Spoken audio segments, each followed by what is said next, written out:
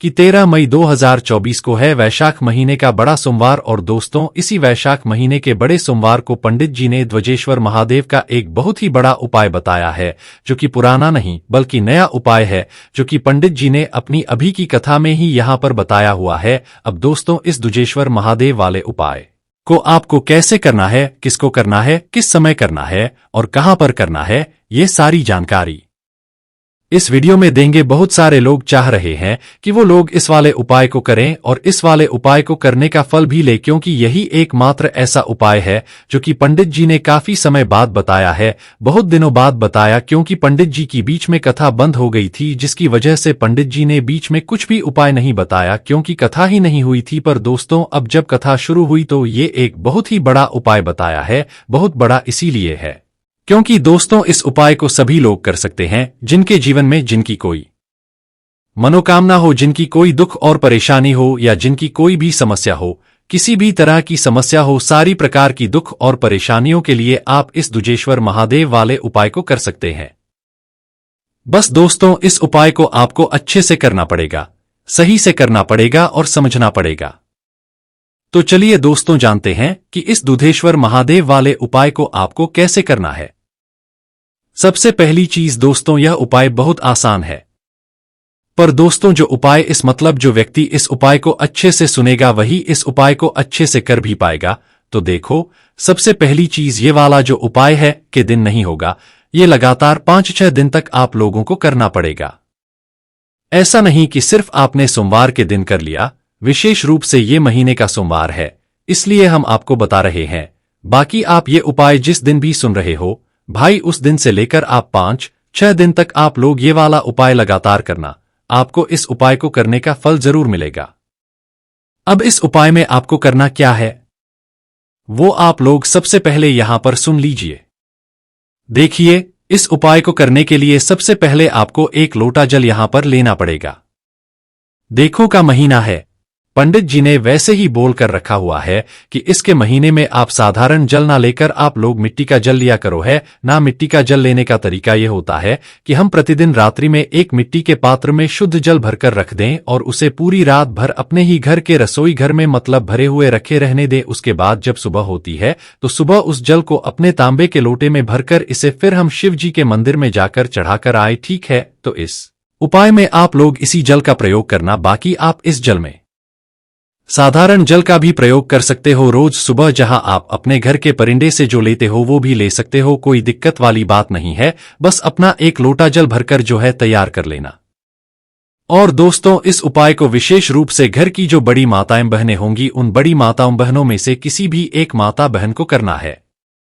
अगर किसी कारणवश घर में माताएं बहनें उपस्थित ना हो तो उस जगह पर फिर घर का कोई बड़ा सदस्य भी इस उपाय को कर सकता है, कोई दिक्कत वाली बात नहीं है। इस उपाय को घर की सभी सदस्यों को करने की जरूरत नहीं है, इस बात का ध्यान रखना है ना। उसके बाद में दोस्तों, ये वाला उपाय 5 से 6 दिन तक होगा। 5 दिन भी कर हो और 6 दिन भी कर सकते हो, इससे ज्यादा नहीं करने की जरूरत है, क्योंकि आपकी जो भी मनोकामना होगी, जो भी दुख और परेशानी होगी वो इतने ही दिनों के अंदर पूर्ण होना शुरू हो जाएगी।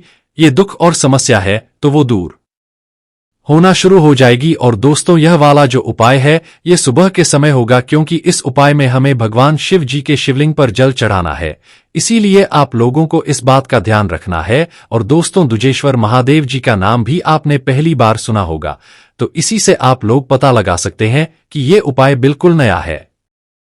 तो दोस्तों, इसमें जो सबसे जरूरी चीज है वो ध्वजेश्वर महादेव जी का नाम ही है, इसीलिए आप लोगों को इस नाम को विशेष रूप से ध्यान रखना है और याद रखना, या लिखकर आप लोग रख सकते हो। ठीक है, तो इसके बाद में आपको क्या करना है, सबसे पहले अपना वह 1 लोटा जल तैयार करना। विशेष रूप से हम आपसे कहेंगे कि वह मिट्टी का जल होना चाहिए तो ज्यादा अच्छा है, बाकी सादा जल भी ले सकते हो, कोई दिक्कत वाली बात नहीं है। तो अपना वह जो जल है वह अपने ही घर से तैयार करके आप लोगों को सुबह सुबह निकलना है। किस दिन निकलना है, जिस भी दिन से आप लोग यह वाला उपाय कर रहे हो पर विशेष सोमवार आ रहा है, वो भी वैशाख महीने का, जो कि 13 मई 2024 के दिन पड़ रहा है। तो इस दिन से आप अपने इस उपाय को शुरू कर सकते हो, ठीक है। तो सबसे पहले दिन आप लोगों को सुबह सुबह उठना है, अपना जो जल है उस जल के पास में जाना है। जो जल आप लोग रात्रि में रखोगे वो अपने घर के परिंदे के पास में रखोगे। इस बात का ध्यान रखना, तो जैसे ही आप लोग अपने घर के परिंदे के पास में आते हो तो भाई इसके बाद में आपको अपने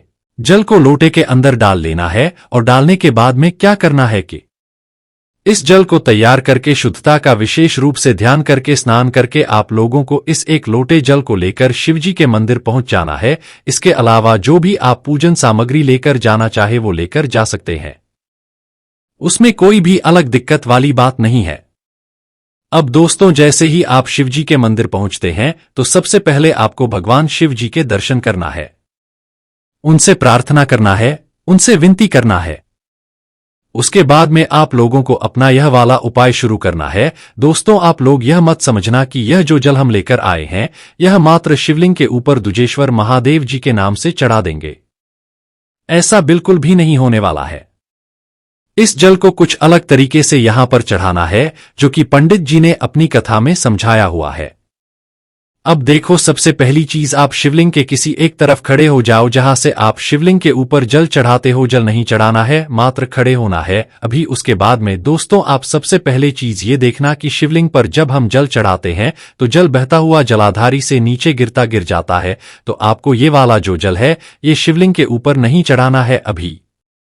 पहले चढ़ाना शुरू कहां से करना है? जल बहता है और जलाधारी से बिल्कुल नीचे गिरता है, वो जो स्थान जहां से जल बिल्कुल नीचे गिरता है जलाधारी के ऊपर, तो उस जगह से आप लोगों को ये वाला जल चढ़ाना शुरू करना है। समझ गए आप लोग? जहां से जल बिल्कुल जलाधारी से नीचे गिरता है तो उस जगह से आप लोगों को अपना वह एक लोटे में से एक धारा बनाकर, धारा तोड़ना नहीं है, धारा बनाकर जो है जल चढ़ाना शुरू करना है। जल जब आप चढ़ाना शुरू करोगे तो भाई आप लोगों को शिवलिंग के पूरे गोलम गोल से होते हुए एक धारा से बनाते हुए बस शिवलिंग के ऊपर आप लोगों नहीं चढ़ाना है, और शिवलिंग के पूरे गोलम गोल की जलाधारी को जो है आप लोगों को एक धारा से जो है जल चढ़ाकर वापस से उसी स्थान पर आ जाना है जहां से आपने जल को चढ़ाना शुरू किया था। अब दोस्तों, यहां पर जैसे ही आप लोग जलाधारी के पूरे गोलम गोल में एक बार एक धारा से जल चढ़ा देते हो, देखो यहां पर आपको धारा नहीं तोड़नी है। धारा जब आप शुरू कर दो तो भाई उस धारा को वापस यहीं पर आकर रोकना है, और वहां पर भी नहीं रोकना है। आपको क्या करना है वो हम आपको बताते हैं। तो देखो, जलाधारी से आपने जल चढ़ाना शुरू किया भाई, पूरे गणेश जी वाले स्थान से होते हुए, शिवलिंग के पीछे से होते हुए और साइड से होते हुए वापस से आप लोगों को यहीं पर आ जाना है जहां से आपने जल को चढ़ाना शुरू किया था। ठीक है, यहां पर आकर अपनी धारा को रोकना नहीं है, धारा को चढ़ाते रहना है। ठीक है, जल को मतलब चढ़ाते रहना है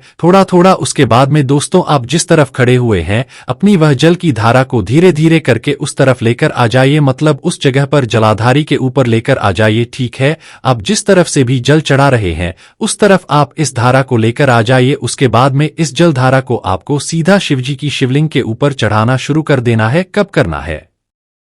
जब आप लोग एक बार पूरा जलाधारी का चक्कर लगाकर वापस जहां से आपने जल चढ़ाना शुरू किया था वहां पर आ जाओ। उसके बाद में जिस जगह पर आप जल चढ़ा रहे हो, जिस साइड से जल चढ़ा रहे हो उस साइड पर एक धारा अपनी लेकर आ जाते हो। फिर उस जगह से फिर आपको शिवजी की शिवलिंग के ऊपर जो है जल चढ़ाना शुरू कर देना है, और ये जल धीरे धीरे करके आपको पूरा शिवजी की शिवलिंग के ऊपर चढ़ा देना है।